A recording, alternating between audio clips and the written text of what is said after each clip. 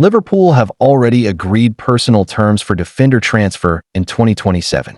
Liverpool saw a late move for Crystal Palace and England star Mark Guehi fall apart at the last minute on deadline day, but work has already been done on another deal that will be completed in 2 years' time. Liverpool already have the perfect alternative to Mark Guehi, with reports claiming a plan is already in place to re-sign former star Quansah. The Reds academy graduate left Anfield in the summer in a £35 million move to Bayer Leverkusen, and that left Liverpool needing a potential replacement. Guehi was identified as that man, albeit a move collapsed late on deadline day, with Crystal Palace unable to find a replacement. Quansah's eventual Anfield successor could actually end up being Quansah himself. In the deal that took him to Germany, Liverpool managed to slot in a buyback clause that will become active in the summer of 2027. According to the Liverpool Echo, the Reds would then have the chance to bring the defender back to Merseyside for a fee of £51 million. By then, he will be halfway through the 5-year deal he signed with Leverkusen, giving Liverpool a clear option to reintegrate him into their squad if his development continues as expected. It is suggested that Quansah has already agreed personal terms with Liverpool that will see him sign a new and improved contract, securing his long-term future with the club. The 22-year-old has made an encouraging start at Leverkusen, already registering 3 appearances and even finding the net on his debut, a moment that underlined his potential to become a well-rounded modern defender. However, his progress comes amid uncertainty, with no permanent manager in place following Erik ten Hag's sacking. Liverpool are monitoring the situation but remain confident that the loan deal and new contract will help Quansah return to Anfield stronger and more experienced. From the moment I walked through the doors of the academy at 5 years old, I dreamed of one day wearing the Liverpool shirt at Anfield. 17 years later, I can now say I have lived that dream, Quansah posted shortly after his Liverpool exit was announced. To my teammates, thank you for welcoming me, pushing me, and believing in me. I've learned so much from sharing the pitch and dressing room with such amazing people and will never forget the incredible memories we've had. To the staff, the coaches, and everyone behind the scenes, your belief and dedication have always been a constant source of motivation. You have helped me grow not only as a footballer, but as a person as well. And to the fans, your support has always been unmatched. Whether at Anfield or away from home, hearing you sing never failed to inspire me. I will carry that with me wherever I go. Liverpool will always hold a special place in my heart. It's not just a club, it's a family. This is goodbye for now, but I'll always be watching. Once a Red, always a Red. Away from Quansah, Liverpool also pressed on with another plan for the future this summer as they signed promising Italian defender Giovanni Leone from Parma. He is thought to have cost the Reds around £26 million. Thanks for watching. Like and subscribe. Bruno Fernandes publicly calling out Alejandro Garnacho speaks volumes after Chelsea's sale. Alejandro Garnacho got a move to Chelsea this summer after falling out with Ruben Amorim, but Bruno Fernandes' past comments on the ex-Manchester United winger could serve as a warning to his new club. Bruno Fernandes claimed that Alejandro Garnacho didn't have the best attitude when he broke through the Manchester United Youth Academy. The 21-year-old has now parted ways with the club altogether after finally securing his move to Chelsea. The Argentine winger signed his first professional contract with the Red Devils back in 2022 after making the move from Atletico Madrid 2 years prior. However, United club captain Fernandes claimed Garnacho didn't have the best attitude when he made the step up to the first team under Erik ten Hag. Speaking in November 2022, after Garnacho scored the winning goal in a Europa League group stage game against Real Sociedad, Fernandes told BT Sport, "He was good, but he knows we expect a lot from him. He's still really young, doing really well. At the beginning of the season, he was not at his best. On the preseason tour, he did not have the best attitude. That's why he didn't get his chance until now.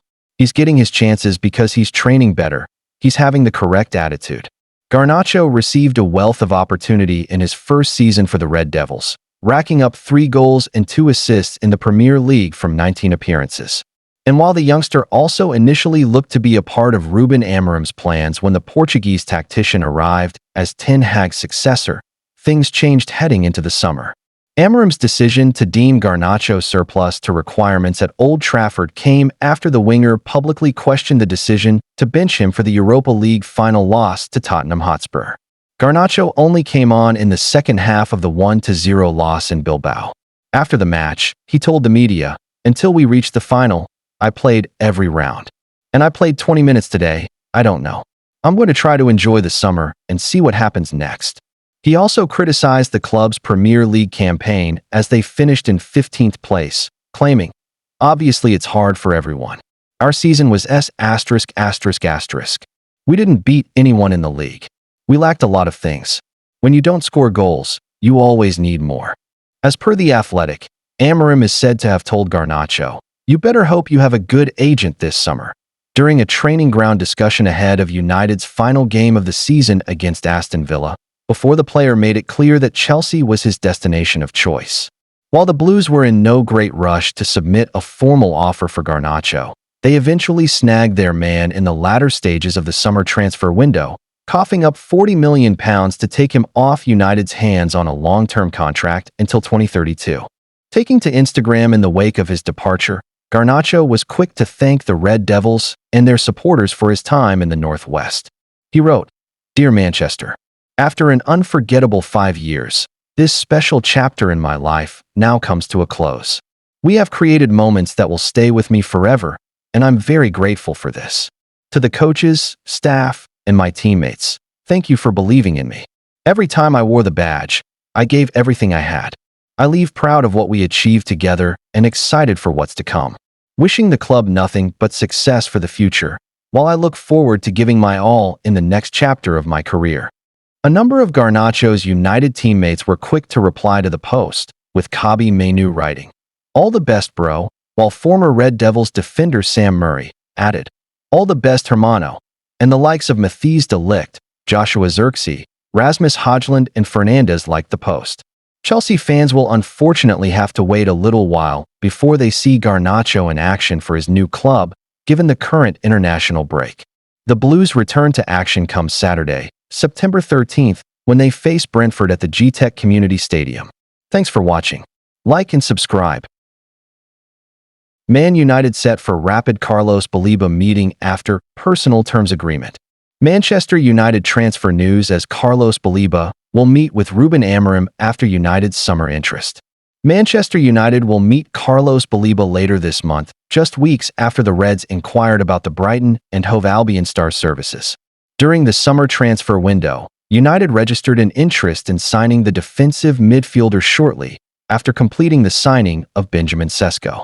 Brighton swiftly informed Ruben Amorim's men that Baleba wasn't for sale, and it wasn't long before United informed their Premier League rivals they would not pursue a move.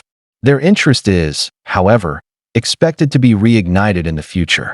The Athletic reported after the transfer window closed that United had agreed personal terms with Baleba over a move to Old Trafford. However, Brighton's £115 million, at the minimum, valuation is said to have put them off. United eventually decided against signing a new midfielder before Monday's deadline, instead bringing goalkeeper Sen Lammens in. Amid speculation over his future, Baleba has remained extremely professional and started all 3 of Brighton's league games. The midfielder is currently away with Cameroon for their World Cup qualifying doubleheader against Eswatini and Cape Verde. Upon his arrival in England, the 21-year-old will return to the Brighton squad for a busy September. Fabian Hürzeler's side take on Bournemouth, Tottenham, Chelsea, and Wolves in the league, and Barnsley in the Carabao Cup before the next international break. After the October pause in domestic football, United welcome Baleba to Old Trafford on October 25th. The game will see Amorim watch Baleba in action for the first time this season and comes after a tough trip to rivals Liverpool the week previous. It is expected to be a key test of United's midfield strength, with Baleba tipped to play a central role in Amorim's tactical plans. Baleba will have another chance to show United and Amorim what he can do on the final day of the season in May when the reverse fixture takes place, potentially with higher stakes if both clubs are in the hunt for European spots or even a title challenge. His performances in these matches could prove decisive in shaping not only United's campaign, but also his own long-term future at the club. Manchester United are closing in on Brighton midfielder Carlos Baleba after reportedly agreeing personal terms with the 21-year-old. The Cameroonian international, valued at over £100 million, has emerged as a key target in United's midfield rebuild. Baleba has impressed since joining Brighton from Lille in 2023, making 40 league appearances last season with 4 goals and 2 assists, and winning the club's Young Player of the Season award. Talks will now focus on finalizing the deal structure. Thanks for watching. Stay for the next content. Don't forget to like and subscribe. Furious Marc Guehi could give up Crystal Palace captaincy after Liverpool move blocked. Paper round. Crystal Palace defender Marc Guehi is understood to be weighing up his future as club captain after his long-anticipated move to Liverpool collapsed in dramatic fashion on transfer deadline day. Guehi furious over Liverpool move collapse.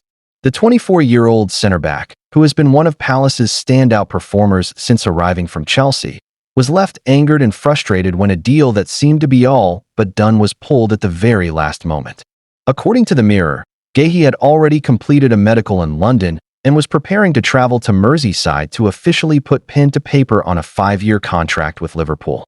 The Reds had seen their £35 million bid accepted by Palace chairman Steve Parish, despite manager Oliver Glasner voicing strong opposition to letting the defender leave without a replacement in place.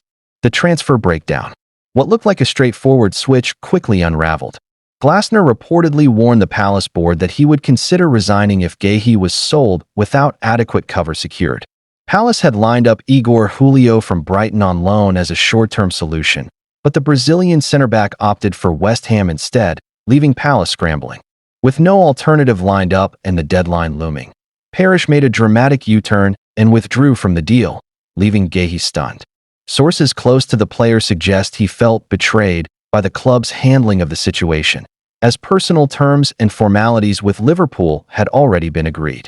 Captaincy in doubt. The fallout has been severe.